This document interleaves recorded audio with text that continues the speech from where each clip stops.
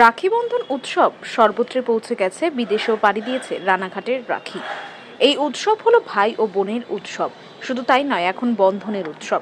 রাখি বন্ধন হিন্দু, শিখ, জৈন, ইসলাম এবং বিভিন্ন ধর্মের সম্প্রদায়ের মধ্যে রাখি বন্ধন উৎসব আলাদা মাত্রা পায়। 1905 সালে বঙ্গভঙ্গ প্রতিরোধ করার জন্য রবীন্দ্রনাথ ঠাকুর রাখি বন্ধন সূচনা করেছিলেন। একটা সময় রাখি শিল্পের জন্য সুপ্রসিদ্ধ ছিল রানাঘাটের শরৎপল্লী এলাকা, কিন্তু বর্তমানে সেই রাখি শিল্প এখন ভাটা টান হলো।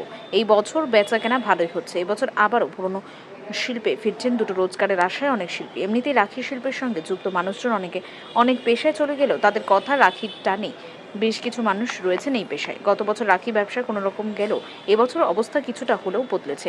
রাখি ব্যবসায়ী তন্ময় ঘোষ বলেন, রানাঘাটে তৈরি রাখি এবার পাড়ি দিয়েছে পূর্ব ভারতের বিহার, ঝাড়খণ্ড, অসম সহ বিভিন্ন জায়গায়, এমনকি বিদেশ নেপালেও পাড়ি দিয়েছে রাখি। নদিয়ার রানাঘাটের তৈরি রাখির কদর ভারত জুড়ে।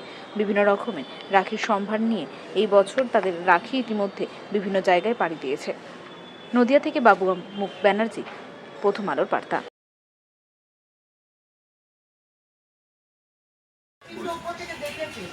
পুরো ওই তো চেল্লাচ্ছে। সাবানা আঙ্কেল আঙ্কেল চোর চোর করে বলছে।